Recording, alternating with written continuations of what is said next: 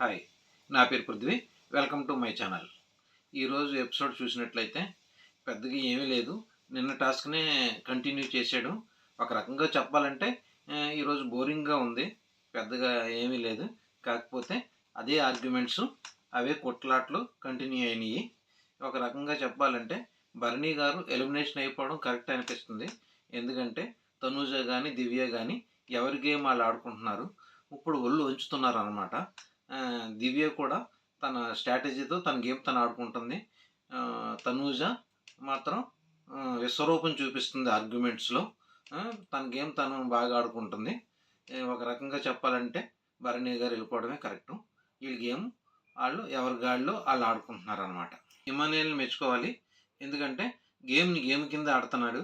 అక్కడ ఎవరు ఫేవరిజం లేదు, ఎవరికి సపోర్ట్ చేయడం లేదు, ఏమీ లేదు. తను గేమ్ కోసం మాధురి గారి టీం నుంచి సంజన గారి టీంలోకి వెళ్ళి అక్కడ అన్ని పాయింట్లు తెలుసుకుని మళ్ళీ మాధురి గారి టీంలోకి వచ్చారు. అంటే ఒక రకంగా చెప్పాలంటే అమ్మనే మోసం చేసిన ఇమానియల్ అని చెప్పుకోవాలి. కాకపోతే గేమ్ పరంగా అతను చేసింది 100% కరెక్టు. గేమ్ లాగే ఆడుతున్నాడు. అతను ఒక్కడే గేమ్ని గేమ్ కింద తీసుకుని ఆడుతున్నాడు. అది ఎక్సలెంట్ అనమాట. అది బాగుంది. ఈరోజు ఆయేషా గారు అసలు కనిపించలేదు. ఎందుకంటే ఆవిడకి హెల్త్ ప్రాబ్లం అనుకుంటా. ఈరోజు ఎపిసోడ్లోనే లేనట్టున్నారు. ఆవిడకి ఫీవర్ అయ్యి బాగా ఎక్కువ వచ్చినట్టున్నాయి. తర్వాత రమ్య కూడా గేమ్లో అసలు ఏమీ లేదు. తన ఎఫెక్ట్ ఏం కనిపించట్లేదు. ఉన్నది కానీ బ్యాక్ ఉండి తన ఎఫెక్ట్ అయితే కనిపించలేదు. నామినేషన్లో ఆర్గ్యుమెంట్ చేసేసి అది చేసేసి ఇది చేసేసి అడవాడు చేసేసింది. తర్వాత అంతే కామ్ అయిపోయింది. ఈరోజు అస్సలు ఏమీ కనిపించలేదు. నెక్స్ట్ సాయి శ్రీనివాస్ కూడా ఏమీ లేదు తన ఎఫెక్ట్. ఫస్ట్ నుంచి అలాగే ఉన్నాడు. ఫస్ట్ పవన్ కళ్యాణ్ ఎలా ఉన్నాడు 2 వీక్స్ను, ఇప్పుడు సాయి శ్రీనివాస్ కూడా అలాగే ఉన్నాడు. పవన్ కళ్యాణ్కి లక్ కలిసి వచ్చింది. సాయి శ్రీనివాస్కి మరి లక్ కలిసి వస్తుందో లేదో చూడాలి. ఏమీ లేదు ఈరోజు సాయి శ్రీనివాస్ది కూడా. ఇంకొక హైలైట్ ఏంటంటే చెప్పుల టాస్క్ అనమాట. చెప్పుల టాస్క్ మాత్రం ఈ రోజుకి హైలైట్ అయింది. ఆ టాస్క్ అందరూ బాగా ఆడారు. కాకపోతే హైట్గా ఉన్న వాళ్ళందరూ సంజనా గారి టీంలో ఉన్నారు. పొట్టిగా ఉన్న వాళ్ళందరూ మాధురి టీంలో ఉన్నారు. మనం అనుకున్నది ఏంటంటే హైట్గా ఉన్న వాళ్ళందరూ గెలిచేస్తారు అని అనుకున్నారు. కాకపోతే పొట్టిగా ఉన్నవాళ్ళు మాత్రం గెలిచారు. ఎందుకంటే ఈ గేమ్ స్ట్రాటజీ అనేది కాలు ఎంత పైకి పెడితే అన్ని మార్కులు వస్తాయన్నమాట. పొడవుగా ఉన్న వాళ్ళందరూ ఫెయిల్ అయిపోయారు. పొట్టిగా ఉన్న వాళ్ళందరూ కరెక్ట్గా పెట్టి మాధురి గారి టీం గెలిచిందనమాట. ఈ టాస్క్లో మాధురి గారి టీం విన్ అయ్యారు. గెలిచిన వాళ్ళని ఎత్తుకుని తీసుకెళ్ళాలన్నమాట.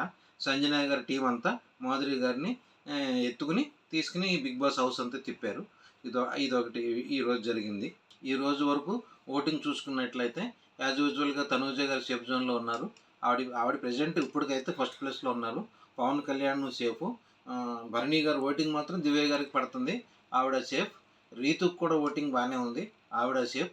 కాకపోతే డేంజర్ జోన్లో ఉన్న వాళ్ళు మాత్రం Alekhya pickle Ramya, Sai Srinivas and Ramu last week లాగే ఈ వీక్ కూడా డేంజర్ జోన్లోనే ఉన్నాడు. కాకపోతే ఈరోజు మట్టుకు వీళ్ళు ముగ్గురు డేంజర్లో ఉన్నారు. ఇంకా 2 డేస్ టైం ఉంది. ఓటింగ్ ఎప్పుడు ఎలా ఉంటుందో తెలియదు. ఒక టాస్క్ కరెక్ట్గా పడితే వీళ్ళు పైకి వెళ్ళిపోవచ్చు. కాకపోతే ఎటొచ్చి సాయి శ్రీనివాస్ కానీ రమ్య కానీ డౌట్ ఉండరా అన్నది. రమ్య అంతలాగా బిల్డప్ ఇచ్చుకుని వచ్చి ఫస్ట్ వీక్లోనే ఎలిమినేషన్ అయిపోద్దా అన్నది డౌటు. ఎందుకంటే ఆవిడ కొంచెం నోరు ఉంది కాబట్టి బిగ్ బాస్ ఏమన్నా ఛాన్స్ ఇస్తే ఇవ్వచ్చు. సాయి శ్రీనివాస్కి వాయిస్ లేదు. అందుకోసం సాయి శ్రీనివాస్ని ఎలిమినేట్ చేయొచ్చు అన్నది నా ఊహ మాత్రమే. ఎంతవరకు అవుతుందో వేచి చూడాలి. మీకు నచ్చినట్లయితే లైక్ చేయండి, షేర్ చేయండి, సబ్స్క్రైబ్ చేసుకోండి. Thank you.